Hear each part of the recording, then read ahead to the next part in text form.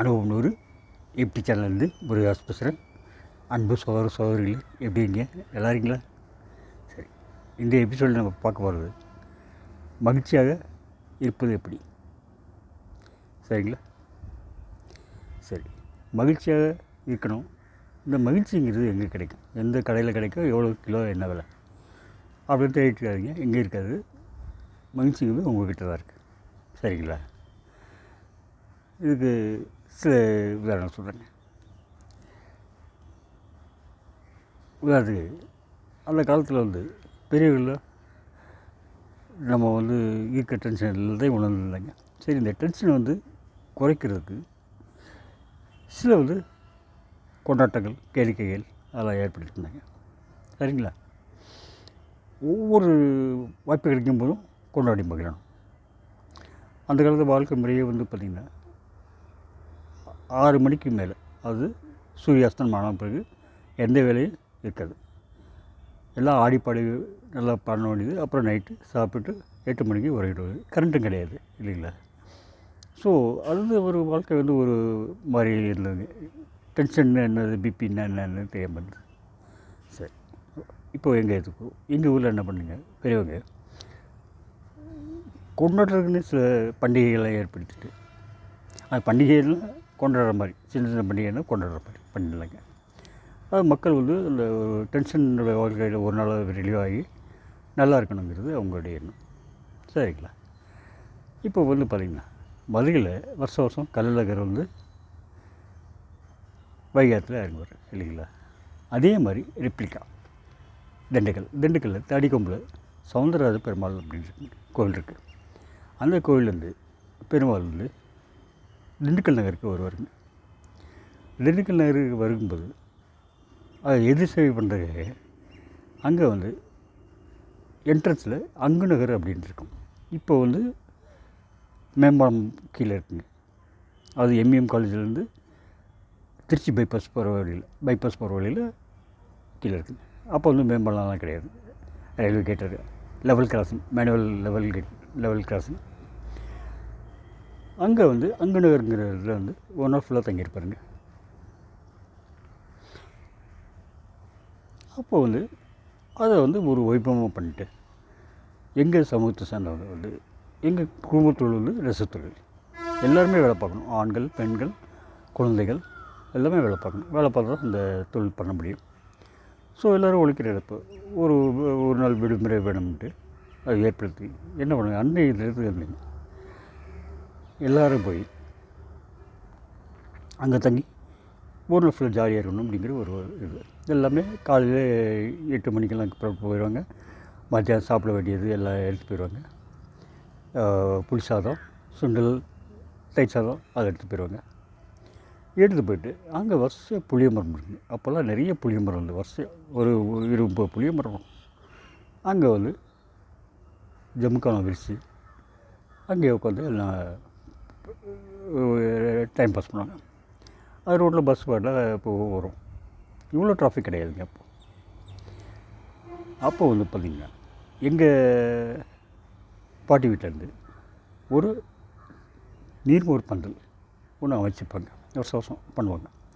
ஒரு பெரிய புளிய மரம் தண்ணியை பார்த்து ஒரு பந்தல் போட்டு ஒரு பெரிய ட்ரம் வச்சு அதில் தண்ணீர், அப்புறம் தயிர் கொண்டு மோராக்கி மோர் வழங்குறது வழக்கங்க. ஸோ எல்லோரும் ஊரில் போகிறவங்க வர்றவங்க எல்லாமே அங்கே தங்கியிருக்கவங்க எல்லாமே சாப்பிடுவாங்க. நாங்கள் குடும்பத்தோடு அந்த நீர்மோர் பிள்ளைகளுக்கு பின்னாடி ஒரு இடம் இருக்கும், அங்கே தங்கியிருப்போம். அங்கே பார்த்திங்கன்னா அந்த நாளைக்கு பார்த்திங்கன்னா ஜொகஜோர காலகட்டங்க. எல்லாமே ஐஸு, ஜூஸ் விற்கிறது, ரங்கரட்னம் எல்லாமே காலகட்டம். ஸோ அங்கே பக்கத்தில் பார்த்திங்கன்னா டூரிங் டேக்கேஷன் இருக்குதுங்க. டூரிங் டேக்கேஷன் உங்களுக்குலாம் தெரியும் இல்லையா? அது கித்துக்கோட்டை 2 காட்சி தான் போடுவாங்க. சாயந்தரம் ஒன்று, நைட் ஒன்று. ஓடி முடிஞ்ச பழைய படம், பழைய பிரிண்ட்டு, அந்த கூடாக இருக்கும்ல, அந்த பிரிண்ட்டு தான் வாங்கிட்டு வர போடுவாங்க இன்வேரியபிளி. அன்றைக்கின்னு பார்த்தா அது மத்தியான ஷோ ஸ்பெஷலாக போடுவாங்க. ஏன்னா எங்கள் ஆளுங்க நிறைய பேர் இருப்பாங்க. ஸோ அவங்களுக்கு ஷோ பண்ணுவாங்க. இந்த இளைஞர்கள்லாம் அங்கே போடுவாங்க படம் பார்க்குறதுக்கு. அப்புறம் இன்னொரு முக்கியமான வைபவம் இருக்குது. அங்கே வந்து நூற்றுக்கணக்கான மக்கள் வந்து கூடுவாங்க. பெண் பார்க்கும் படம் அங்கே நடக்கும். அங்கே வந்து அந்த பொண்ணு வந்து மாப்பிள்ளை அந்த பொண்ணு வீட்டுக்காரங்க அந்த அம்மா அப்பாவோட வந்திருப்பாங்க. வந்திருக்கும்போது தூரத்துலேருந்து மாப்பிள்ளைக்கு காமிச்சிடுவாங்க. அந்தாண்ட பொண்ணு பார்த்துக்க பிடிச்சிருந்தா சொல்லு அப்படின்ட்டு. அதே மாதிரி மாப்பிள்ளை தூரமாக இருக்கும்போது பையனை பொண்ணுக்கு காட்டிடுவாங்க. அந்த அம்மா மாப்பிள்ளை பார்த்துக்க பிடிச்சிருக்கான்ட்டு. 2 பேரும் பிடிச்சி ஓகேன்னு சொன்னேன். அடுத்து வந்து என்ன சம்பிரதாயம் இருக்கும் அது வந்து பயன்படுத்தாங்க. பிடிக்கலைன்னா ஓகே அப்படியே விட்ருவாங்க. யாருடைய மனசுக்கும் பொருட்படுத்தாமல் வந்து பார்த்ததும் தெரியாது, வேணாம்னு சொன்னதும் தெரியும். அந்த மாதிரி ஆகிடும். நல்ல அருமையான சிஸ்டம் இல்லையா? யாருடைய மனசும் பொருட்படுத்தாமல். ஸோ அப்படி பார்த்துருந்தாங்க. அது இந்த கல்யாண பொண்ணுங்க நேச்சுரலாக எப்படி இருக்கும் அப்படிங்கிறது ஈஸியாக தெரிஞ்சு போகும். அது அந்த பிள்ளை மரத்துலேயே ஊஞ்செல்லாம் கட்டி விளையாடுவாங்க.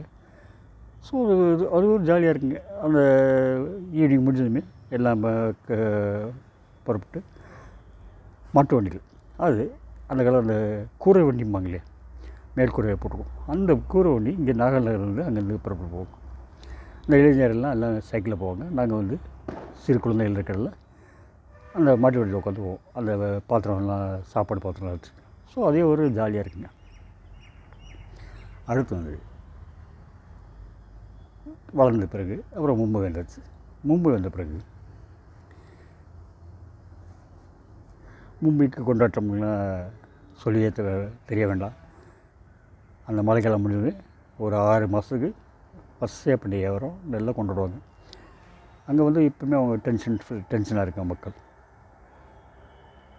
போக்குவரத்து இது வாழ்க்கை நெறிமுறை பார்த்தா ரொம்ப டென்ஷனாக இருக்கும். அதனால் வந்து கிடைச்ச நேரத்துலலாம் என்ஜாய் பண்ணுவாங்க. சரிங்களா? சரி, எனக்கு என்னென்ன ஒரு பேச்சுலர் ரூமில் தங்கிறது ஒரு வாய்ப்பு கிடைச்சு. முதல்ல வந்து நானும் எங்கள் சித்தி மகனும் ஒரு ரூமில் தங்கியிருந்தோம். அவர் வந்து பதவி உயர்வு கிடச்சி போன பிறகு நான் தங்கிட்டேன். சரி, ஒரு பேச்சுலர் ரூமில் போய் தங்கிக்கலாம் அப்படின்னு இருப்பேன். அங்கே பேச்சுலர் ரூம் பார்த்திங்கன்னா 2 கன்னடர்கள், ஒரு மராட்டி, ஒரு தெலுங்கு, ஒரு குஜராத்தி, இந்த மாதிரி 4 பேட்ச் இருந்தேன். அதோட வந்து நான் 5ஆவது. சரி, அங்கே பார்த்திங்கன்னா ரூம்லாம் கிடையாதுங்க. ரூம் ஃபுல்லாக கிடையாது. ரூமில் ஒரு பெட்டு, அவ்வளோ பெட்டுக்கு தான் அவங்க சாமான்லாம் வச்சுக்கணும், துணி மணி எல்லாம் வச்சுக்கணும். அது அதே மாதிரி துணியை வந்து துவச்சி கவாயப்பட்டால் அது வந்து அங்கே மடிச்சு வச்சுக்கணும். அந்த மாதிரி தான் சிஸ்டம். சால் அப்படிம்பாங்க. அது ஃப்ளாட்டுக்கு முன்னேற சிஸ்டம். எல்லாமே ஃப்ளாட் மாதிரி இருக்கும். ஆனால் வந்து லெட்ரின் பாத்ரூம் மட்டும் காமனாக இருக்கும். அந்த மாதிரி. சரி, ஓகே. அடுத்து வந்து அங்கே வந்து இப்போ நான் போன நேரத்தில் பார்த்திங்கன்னா 5 பேரும் 5 முகமாக திருப்பி உட்காந்துப்பாங்க. யாருமே யாரோடையும் பேசிக்க மாட்டாங்க. ஏன்னா லாங்குவேஜ் ஒரு பாரியர். இன்னொன்று அது ஃப்ளோட்டிங் பாப்புலேஷன் மாதிரி வருவாங்க போவாங்க, அந்த மாதிரி இருக்கும். அதனால் என்ன பண்ணுவாங்க, நான் வந்து அந்த சூழ்நிலையை மாற்ற விரும்புவேன். ஒவ்வொருத்தையாக பொறுமையாக பேசி கடைசி 5 பேர்த்தையும் அணைச்சிட்டு சாட்டர்டேயில் படத்துக்கு போகிறது, கூட ஒன்றா சமையல் பண்ணுறது, அந்த மாதிரி அளவுக்கு இருந்துச்சு. அப்புறம் நான் பதவி மாற்ற மாதிரி வேறு ஊருக்கு, மும்பையிலேருந்து வேறு ஊருக்கு போகிற வேண்டிய சூழ்நிலை வந்துடுச்சு. அப்பவும் சரி, வெள்ளிக்கிழமை வார மும்பை அன்றைக்கி என்ஜாய் பண்ணுறதுக்குன்னே வந்து மும்பைக்கு வருவாங்க. அங்கேருந்து ரயில் பஸ்ஸு ஏறி வருவேன். ஒவ்வொரு நண்பர்கள் வீட்டில் தங்குவேன். ஸோ அங்கே வியாழக்கிழமை அன்றைக்கி நைட்டு புறப்பட்டு வந்தேன்னா நைட்டு வந்து ஒரு 2 நண்பர் ரூமில் தங்கிப்பேன். சரி, பேசி மகிழ்ச்சியாக இருப்போம். அடுத்த நாள் காலையில் எழுந்திரிச்சு அவங்க வேலைக்கு போயிடுவாங்க. நான் வந்து காலையில் எழுந்திரிச்சு மட்டுங்காங்கிற ஏரியாவுக்கு வந்துட்டேன். தமிழர்கள் இருக்கிற அங்கே வந்து அரோராங்கிற ஒரு தியேட்டருங்க. அங்கே வந்து தமிழ் படம் தமிழ்நாட்டில் வெற்றிகரமாக ஓடி முடிஞ்சது. அப்புறம் வந்து கொஞ்சம் மாதம் கழித்து அங்கே ரிலீஸ் பண்ணுவாங்க. பகல் 12 மணி அன்றைக்கு கண்டிப்பாக ஒரு தமிழ் படம் ஓடிட்டுருக்கோம். ஸோ மதியானம் அங்கேயே சாப்பிட்டு அங்கே படம் பாட்டு, தமிழ் படம் பாட்டு, திரும்பி சாயந்தரம் இன்னொரு ஃப்ரெண்டு வீட்டுக்கு போய் அங்கே போய் ஜாலியாக பொழுது தட்டிக்கிட்டு அடுத்த நாள் காலையில் எழுந்திரிச்சு ஊருக்கு போயிடுவேன். இதில் என்னென்ன ஒரு குடும்ப நண்பர் இருந்திருக்கு. கல்யாணம் ஆகி மாமனார் மாமியார் கூட குழந்தைய இருந்தது. ஸோ அங்கே போகும்போது என்னோட பேத்தி சூட்கேஸ் ஃபுல்லாக மகிழ்ச்சியை கொண்டு போகிற மாதிரி ஒரு உருவம் படுத்திட்டு அதே மாதிரி அங்கே போனால் ஏதாவது ஒரு டென்ஷனாக இருக்கும், சண்டை போட்டு என்ன பண்ணோம். நான் போனோமே அந்த மாமியார் இருப்பாங்க, அவங்களுக்கு துக்கில் பத்திரிக்கை கொடுப்பேன்.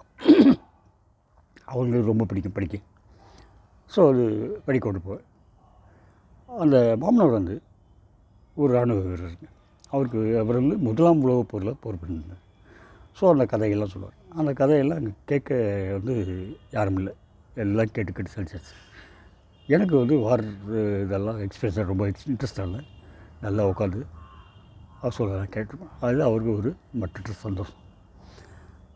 அவங்க மனைவி இருப்பாங்க, அவங்க வந்து வேலை பார்த்துட்டு இருந்தாங்கன்னா குழந்தையாக சேர்ந்து வெளியே கூட்டி போகிறது, என்ன வேணுமோ விளையாட்டு சாமான் வாங்கி கொடுக்குறது, அதெல்லாம் பண்ணிகிட்ருப்பேன். ஸோ அவங்களுக்கு சந்தோஷம். ஸோ இப்படி கடைசியில் ஒரு நாள் தங்கிட்டு ஊருக்கு வரும்போது பார்த்திங்கன்னா எல்லாமே சந்தோஷமாக இருப்பாங்க. அப்புறம் கொஞ்ச நாள் கழிச்சு தமிழகம் வந்துச்சு. தமிழகம் வந்தால் இங்கே வந்து எல்லாமே கொஞ்சம் மூடியாக இருந்தாங்க. இங்கே மாணவர் வீட்டில் பார்த்திங்கன்னா ஒரு 8 பேர் இல்லைங்களா, அண்ணன் தம்பி 8 பேர் ஏற்கனவே பதிவு பண்ணியிருந்தேன். 8 பேரும் படித்தவங்க, அலுவலுக்கு வெவ்வேறு ஊரில் பண்ணிவிட்டாங்க. ஸோ அவங்களாம் ஏதாவது ஒரு விசேஷம்னா வந்து கூடுவாங்க, கொண்டாக்குவாங்க. ஒரு 35 டிக்கெட் போவாங்க. கூடும்போது பார்த்திங்கன்னா அவங்க அந்த டென்ஷன் ஃபுல் பார்க்கில் இருக்கனால கிடைச்ச நேரத்துக்கு என்ஜாய் பண்ண நினைப்பாங்க. ஸோ மத்தியானம் சாப்பாடு முடியுது, எல்லாம் சுற்றி உட்காந்துட்டு ஒரு 25-30 பேர் உட்காந்துட்டு சீட்டாட்டம் 3 சீட்டு. அது டைம் போகிறதே தெரியாது. அப்படியே விளையாடுவோம். விளையாடின பிறகு 5 மணிக்கு டிஃபன் சாப்பிட்டு திருப்பியும் உட்காந்துருவோம். எல்லாமே பாட்டுக்கு பாட்டு, அந்தாட்சி, வார்த்தை போட்டி, அந்த மாதிரி அதில் எல்லாமே கலந்துப்பாங்க. அது 6 வயசு குழந்தையிலேருந்து 80 வயசு முதியோர்லேருந்து இங்கே அது கலந்துப்பாங்க. அது ஒரு இன்ட்ரெஸ்ட்டாக இருக்கும். டைம் போகிறதே தெரியாது. அப்புறம் டைம் பார்த்தோம்னா 9 மணி ஆயிடும். 9 மணி நைட் சாப்பாடு சாப்பிட்டு அவங்க வீட்டுக்கு போயிடும். ஸோ அது இப்போ நினைச்ச கூட நல்ல இனிமையாக இருக்குங்க. அப்படி இருக்கும்போது ஒரு நாள் வந்து ஒரு உறவினர் வீட்டுக்கு போய்ட்டோம், ஒரு மைத்திரர் வீட்டுக்கு போயிட்டோம். Evening night சாப்பிடணுங்க. 8 மணிக்கு சாப்பிடணும். எனக்கு ஒரு ஐடியா தோணுச்சு, நம்ம ஏன் மூன்லைட் டின்னர் பண்ணக்கூடாது அப்படின்னா. அவங்களும் ஏற்கனவே வந்து அந்த வீட்டில் வந்து எல்லாம் கழிச்சு போயிருந்தாங்க. அவன் உட்காந்து பரிமாறம் இது பண்ணணும், கஷ்டமாக இருக்கும்னு சரிங்க அப்படின்னாங்க. எல்லாமே சாப்பாடெல்லாம் அங்கே மேலே கொண்டு போயிட்டு அந்த லைட்டு போட்டுக்கிட்டு அங்கே வந்து இந்த லைட்டை ஆஃப் பண்ணிவிட்டு 10 மெழுகுவர்த்தி சுற்றிலும் போற்றி வச்சுக்கிட்டு எல்லாம் சாரி எல்லாம் நடுவில் அவங்க எடுத்து சாப்பிட்டு பேசி சிரித்து ஒருத்தர் நின்றுக்கிட்டு ஒருத்தர் உட்காந்துக்கிட்டு சாப்பிட்றது, அது ஒரு மணி நேரம் ரொம்ப மகிழ்ச்சியாக இருந்தது. இப்போ கூட அதில் கலந்துக்கிட்ட குழந்தைகள்லாம் சொல்லுவாங்க, மாமா நீங்கள் அன்றைக்கி வந்து மூன்லைட்டு டின்னர் பண்ணிங்க, இன்னும் நல்லா பசுமையாக ஞாபகம் இருக்குது அப்படிம்பாங்க. இப்போ எல்லாம் அவங்களால குழந்தையாகி குழந்தை குட்டிகளானே பெரிய சம்சாரிகள் ஆகிட்டாங்க. ஆனாலும் அந்த நினைவு வந்து இன்னும் பசுமையாக இருக்குங்க. ஸோ நம்ம கிடைச்ச போதெல்லாம் வந்து மகிழ்ச்சியை படிச்சுக்கணும். மகிழ்ச்சி அப்படின்ட்டு யாரும் கொண்டு வந்து கொடுக்க மாட்டாங்க, தேடி வந்து கொடுக்க மாட்டாங்க. நம்ம தான் இருக்கிறத எப்படி மகிழ்ச்சியாக இருக்குன்னு பார்க்கணும். எல்லாத்துக்கும் டென்ஷன் இருக்குது, டென்ஷன் இல்லாத ஆளே கிடையாது. ஆனால் நினைச்ச நேரத்தில் மகிழ்க்கணும். நன்றி, வணக்கம்.